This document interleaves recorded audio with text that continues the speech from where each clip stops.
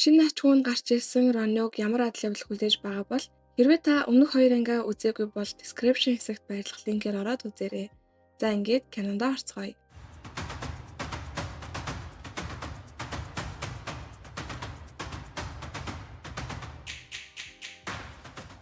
Энэ анги маань 3 дугаар хүү 3 жилийн дараа гэртээ иргэн ирж байгаагаар эхэлдэг.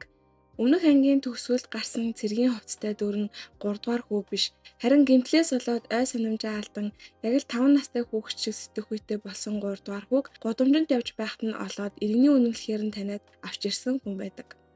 3 дугаар хүүг цаашдын амьдралдаа ч ийм хിവэрэ байж магадгүй гэж эмч хэлэхэд настан ихэд хямардагч 49 хоног дараалтан зүү тавьж эдгэж болно гэж Ронью хэлэхэд тавьшруулна. Эмч гэр бүлээс гаралтай Ронью маань эсэргүүцэд байсан эмчийг ганц шишгийг зүү тавиад л олон жил бүхтөр явсан нурууг нь эмчилж гайхшруулад хэлэх үггүй болгодог. 3 дугаар хүү хүүхэмсэг гэдгээрээ алдартай ба ухаанаа алдаж 5 настай хүүхэд шиг болсон ч гэсэн Ронюг нарайд л байдаг. Энэ үеэр нь хүүхэмсэг 3 дугаар хүүгээс жирэмсэн болсон гэд нэг бүсгүй ирнэ. Бүсгүй 3 дугаар хүүтэй хамт гэрийнхэнтэй танилцахаар явж байтал 3 дугаар хүү гинэт алга болоод хаанаас ч хайгаад олоогүй тухайгаа хэлэхэд нь Роню түүнийг худлаа яаж байгааг нь мэдчихдэг. Банцсан бүсгүй тэр намайг гэрийнхэнтэйгээ танилцуулах гэж байсан нь худлаа. Гэхдээ хүүхэд бол үнэхээр түүнийх гэж хэлдэг.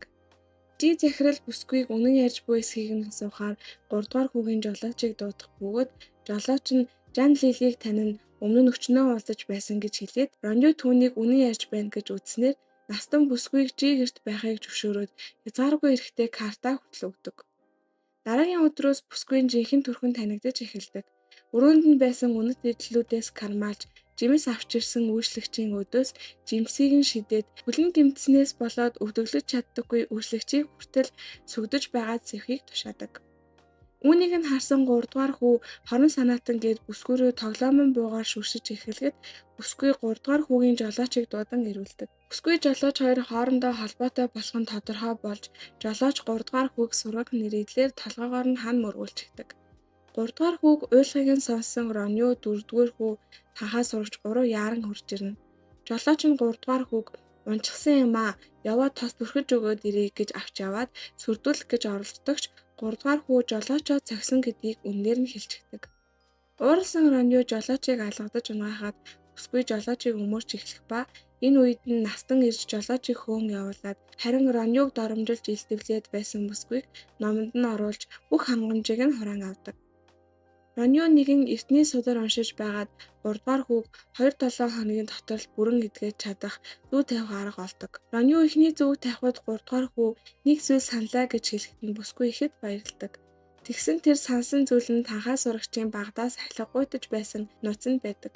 Дараалан 3 удаа зүү тавьж гуруулаа танхаа сурагчийн сахилгагуйтал байснаар өөрхий танхаа сурагч өвөө ах хоёртой хэд сайн гүйлж авдаг.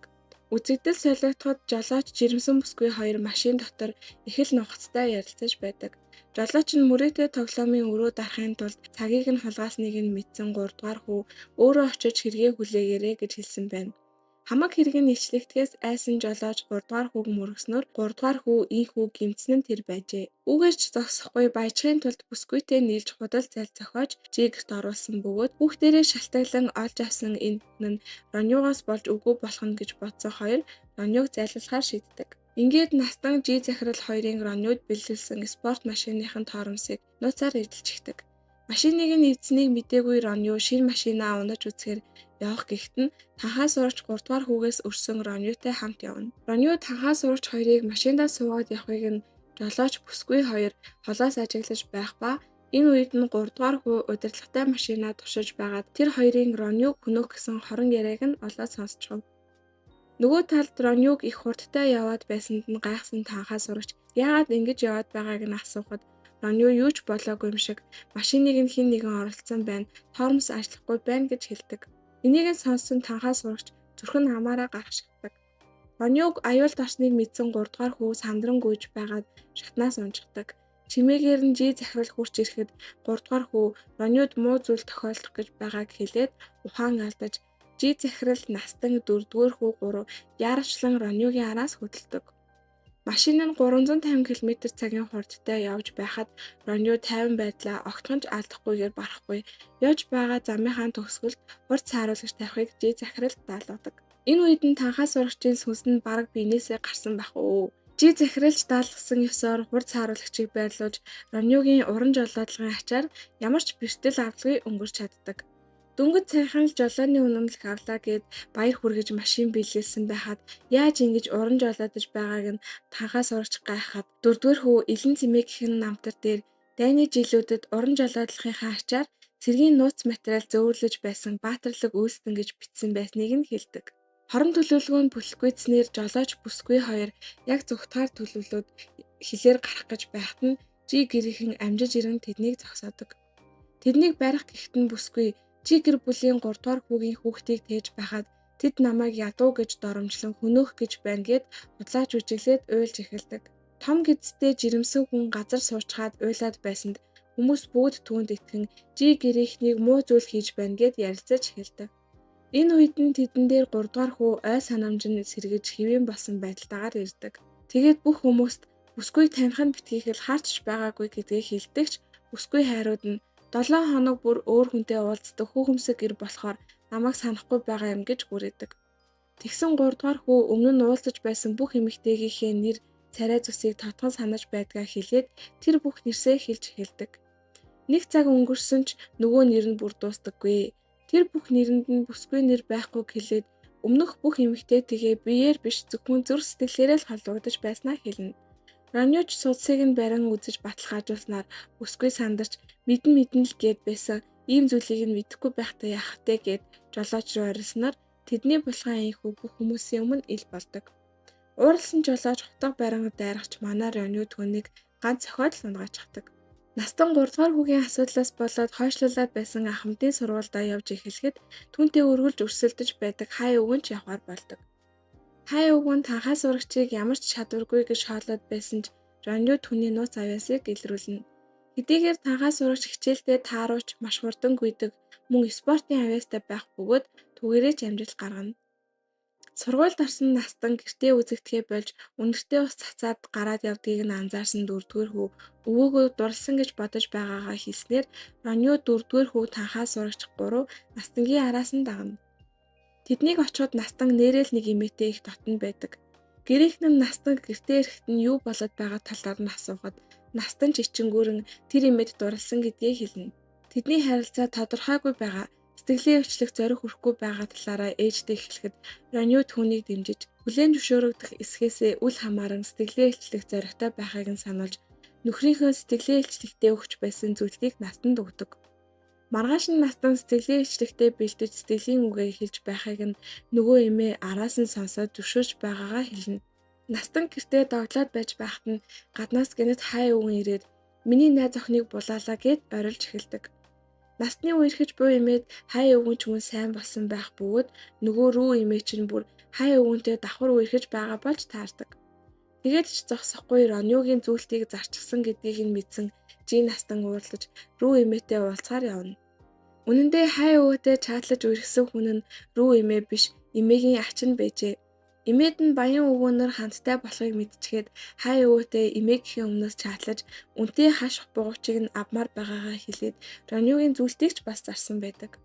Рүү эмээг ачтайгаа ийхүү ярьж байхыг нь сонссон Жи Настан эмээг буруугүй гэдгийг ойлгоод түүнийг хамгаалж ээжийнхээ зүйлтийг нэгтэг. Жи Настны араас танхаа сурагч Роню хоёр бас ирэх бөгөөд тэднийг явах гэхэд нь рүү эмээгийн ач гаднаас баахан танхаачуудыг дууддаг. Тэгээд бильярд тоглоод хожчихвол тэднийг явуулгаа хэлэхэд манай танхаа шууд л би чадна үзүүл үзье гэж хэлээд өрсөлдөхөр болдог. Танхаа сурагч 30 минутын турш ивэ олохгүй тойрч алхасаар байсан болохоор Роню өөрөө өрсөлдөхөр шийдэж алдахгүй явсаар бүх шавьгийг оруулан хождог. Физик математикийн гоц ухаантанд өнцөг ойлт үрэлтийн хүчийг тооцох нь тун хялбар даалгавар байлаа. Рүү эмээгийн ач хожигдсон ч бууж өгөхгүй шуугиан тариад байсанд бүр том бос нь ороод ирдэг. Хайчаан хотын номер 1 мафийн босс гэгдэх энэ хүн Ронюг хараад ихэд баярлдаг. Учир нь Роню өмнөх амьдралдаа өсөж үхэхээр шахсан жаахан боссын ямиг аваад өөрийгөө хамгаалж яваарай гэд би хамгаалах урлагийг зааж өгсөн байжээ. Босс рүү эмээгийн ачийг хөөж явуулан цаашдаа хууль бус зүйл хийхгүй гэдгээр Роню дамалдаг. Ронью өөрийг нь байнга шимж хүлж амьдардаг хүү ач хоёроосоо салж өөрийн дураар их чөлөөтэй байж болно шүү дээ гэж Рүү эмээд загсанд эмээж өөрийнхөө хүслээр амьдрахаар шийднэ. Маргааш нь Жи гэрт Рүү эмээ ирэхэд Настан өөртөө хамт байхаар шийдсэн байна гэд баярладагч Рүү эмээ салах ёс гүйцэтгэхээр ирсэн нь тэр байлаа. Эмээ зөвхөн өөрийнхөө төлөө амьдарч бүхнийг дахин шинээр эхлэн хаячаан хотоос нүүхээр шийдсэн байдаг. Хаягдсан Жи Настан гунигтай байсан ч хөгшин гэлтгүй сургуульд суралцсан хайрлаж дурлан ээжтэй эрхлээд аз жаргалтай байгааг нь харах Ронюд үнэхээр сайхан байдаг. Ронюгийн 100 насны ой болж урагдан ирсэн тан хөгшин хуучны сайхан дурсамжуудын шингээсэн өндөр үн бүхий цэцэрлэг түрээлэн бэлгэлдэг. Роню 4-р хүү танхаас сурагч 3 оюутан болж анхны хичээлдээ сууж байхад нь тэнд байсан бүх оюутнууд хичээл заах багшаа магтаж гарах гээд байж яддаг. Тэгсэн орж ирсэн профессор нь манай 3-р хүү байдаг бөгөөд хичээлийн үеэр их сургуулийн гүнж гэгдэх Руоро охин 3-р хүүгээс найз охин болон сонирхдог хүнийг нь асууж байгаад багштай загнуулдаг. Хичээлийн төгсгөлд Роню 3-р хүүг дуудан сайн хичээл болсныг нь магтаж өөртөөгөө адил юм байна гэж хүлээн зөвшөөрөх ба үүнийг нь харж зогсон нөгөө гүнж чинь атаархаж уурлаад сүйд болдог. Тан хөгшний бие тааруухан байгаа мэдээ ирснээр Роню танхаа сурагчтай хамт уулзгаар Ронюд бэлгэлсэн цэцэрлэг түрээлэнд очдог. Энэ үед нь тан хөгшний ач нар ирж Ронюг илдэвлэж эхлэх бөгөөд тан хөгшин ирж ач нараа загнадаг. Роню тан хөгшөнтэй ярилцсан сууж байхад нь тан хөгшний өргөмөл охин ирж өвөөдөө өөрийн гараар хийсэн өвчин намдаах наалтаа өгөөд явна. Өргөмөл охиныг харсан манай танхаа сурагч анхны харцаар л дурлцдаг.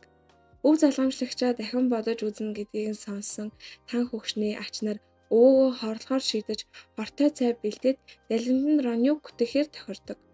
Ингэж ярихыг нь өргөмөл охин сонссон ч хорон санаатай ач нар түүнд мөнгө өгөөд чимээгүй болгочихдог. Тан хөгшин рүү хортой цайгаа барин алхаж байсан ач нь гинэт л унаж аяхтай цайгаа хагалж чаддаг. Роню цайны үнрээр хор болохыг нь мэдэж тан хөгшинд хэлэхэд ач нь харин Ронюг хорлох гэсэн гэж буруутгана. Тэгээд нөгөө өргөмөл охиныг дуудаж гэрчлүүлэхэд цайнд нь хор хийсэн хүмүүс тэр өөдгүй ач нар болохыг илчилдэг. Роню харин өргөмөл охиныг хорон санаат ачийн хөл рүү албаар чулуу шидэн унгааж хортой цайг асгуулсныг аль хэдийнэ анзаарсан байдаг. Тан хөгшин Ронюгаас хэнийг нь өв залгамжлагчаа болгох вэ гэж асуухад нь Роню шууд л өргөмөл охин руу заадаг. Тан хөгшин Ронюгийн бодлыг дагсанд ууралсан ач нь түүнд хутга тулахад өргөмөл охин нь өвөөгөө авардаг. Их сургуулийн гүнжийн санал асуулга болж энэ удаад Ронюд хэрэгүүлсэн байдаг. Түүнд ялагдсан Руоро шалгалт өгүүлгүйгээр арын хаалгаар орж ирсэн гэж турхирахыг оролдоход нь 3-р хүү буюу Жи профессор Руорогийн үгийг үгүйсгэж том төсөл хариуцах хэмжээний чадварлаг болохоор урилгаар орж ирснийг нь хэлээд ангиас гарч явдаг. Гэтэл Руоро үргэлжлүүлэн мундаг профессор Ронюгийн удирдлага доор байна гэж байхгүй. Харин Роню л Жи профессорын ивэл доор байгаа нь лавтай гэд бодол мэдээлэл гүтгэж сургуулийн вебээр хараадаг. Роню 3-р хүүтэй ярилцсан алхаж явхад өмнөх ангийн сансар судлалын төвийн профессор Ли ирээд асуудал гарсныг дуулган түүнийг дагуулan явдаг.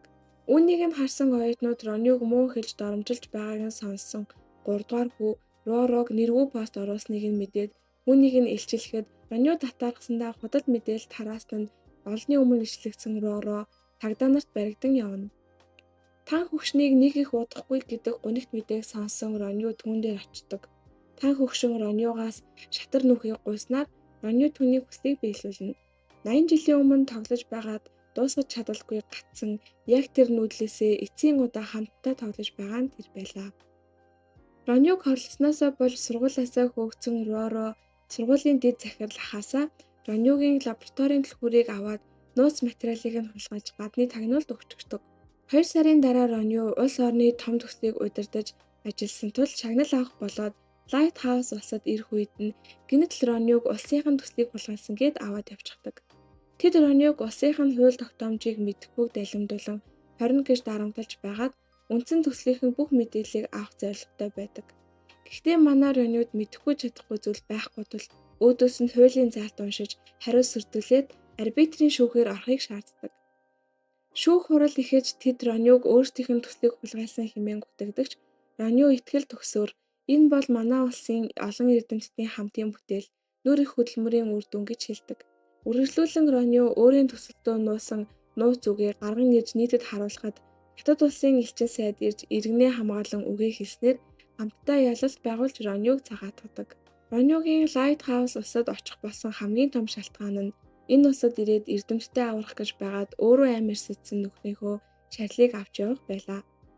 Ингээд пуужин хөөргөх мөрөөдөлтэй нөхөр болон өөрийн хуучин багш хоёрынхоо хүслийг биелүүлсэн Роню маань саяныг санаа амардаг.